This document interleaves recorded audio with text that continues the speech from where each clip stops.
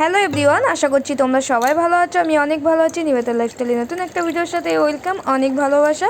আজকে তোমাদের সাথে নিয়েই প্রতিদিনের মতন ব্লগটা স্টার্ট করছি। এখন সকাল 7টা বাজে আর এখন মেয়ের জন্য খাবার রেডি করে নিচ্ছি। খাবার বলতে এখন যেহেতু মেয়ে 7 মাসে পড়ে গেছে আর ওকে একটু ভারী খাবার না দিলে তো হয় না, সেই জন্য এখন স্যারেলাক্স খাওয়ানো ধরেছি। তো এখন ওকে স্যারেলাক্স প্রথম স্যারেলাক্স ও খেতেই চাইতো না। আর যেহেতু প্রথম নতুন খাবার, তো 1 চামচ করে দিতাম। তো এখন তো যেহেতু বড় হচ্ছে, 1 চামচ করে পেট ভরে না, তো 2 চামচ করে দিচ্ছি।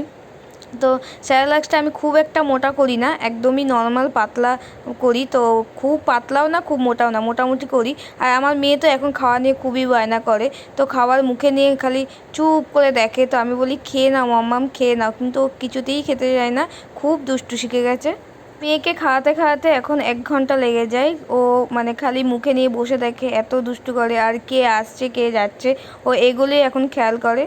আগে ভাবতাম মা হওয়া খুব কঠিন, তো আমি কোনো দিন এই সাহসটা পাবো না। তো যাই হোক, আমি মাও হলাম আর এখন বাচ্চাটাও আমার কাছে থাকে।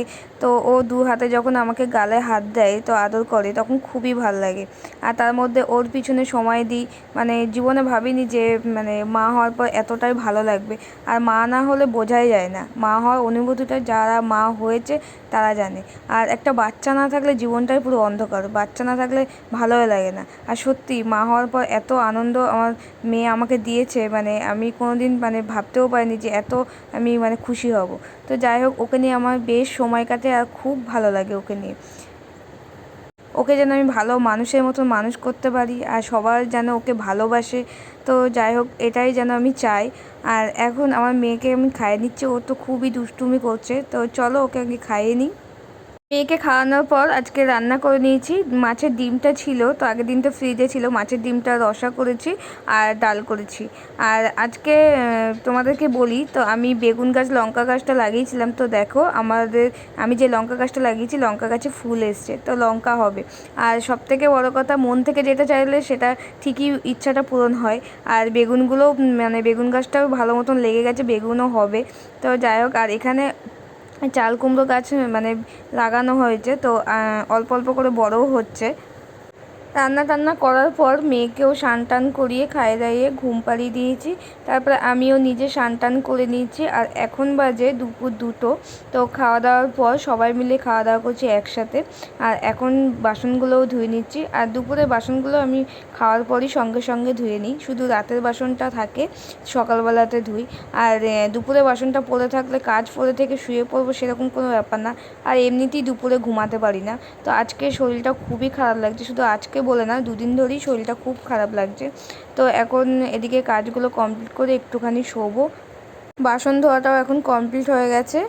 এখন জামা কাপড়গুলো তুলে নিচ্ছি, যেগুলো শুকিয়েছে সেগুলোই তুলবো। আর কিছু কিছু জামা এখনও শোকায়নি। আর আমি একটু আগেই স্নান টান করেছি, তো সেই জন্য নাইটিটাও আমার শোকায়নি। আর এদিকে নাইটি মিলে দেওয়া আছে। আর এখন সেরকম আজকে রোদ্দুরও ওঠেনি, তো যেটুকুই রোদ উঠেছে হালকা জিনিস শুকিয়েছে, আর অনেক ভেজা আছে, ওগুলো বাদবাকিগুলো পরে তুলবো। আর যেগুলো শুকিয়ে গেছে সেগুলো তুলে নিচ্ছি। আর মেয়ের অনেক কাঁথা বেরিয়ে গেছে আজকে, তো ওগুলো তো বাইরে মিলে দেওয়া হয়েছে, ওগুলো আবার পরে তুলবো। তো এখন এই চাদরগুলো আমি তুলে নিচ্ছি। জামা কাপড় তোলা হয়ে গেছে, এখন আর ভাঁজ করবো না, একবারে সন্ধ্যাবেলায় বসে সন্ধ্যা দেওয়ার পর জামা কাপড়গুলো ভাঁজ করে নেবো। এখন শরীরটা খুব খারাপ লাগছে, তো এখন একটু শোবো। জামা কাপড় তোলার পর একটুখানি শুয়েছিলাম, আর শোয়ার পরই ঘুমিয়ে পড়েছিলাম। আজকে ঘুমানোর পর শরীরটা খুবই ভালো লাগছে। আর আমাদের সারাদিনে যতই কাজ করানো হয় না কেন, তো একটুখানি না ঘুমালে না শরীরটা ভালো লাগে না। তো যাই হোক, ঘুমানোর পর শরীরটা খুব ভালো লাগছে। আর মেয়েও এখন ঘুমাচ্ছে, মেয়েকে দুধ খাওয়াবো। তারপরে মেয়ে একটুখানি ঘুরতে যাবে রাস্তায়, ও আবার একটুখানি না রাস্তায় ঘুরলে ওর আবার ভালো লাগে না, মুড অফ হয়ে যায়। তো চলো, আজকের ভিডিওটা এখানেই শেষ করছি। কেমন হয়েছে কমেন্ট করে জানিও। ভালো লাগলে সাবস্ক্রাইব করো, যারা ফেসবুক থেকে দেখছো পেজটা ফলো করে দিও। আজকের মতন টাটা, আবার নেক্সট ব্লগে আসছি।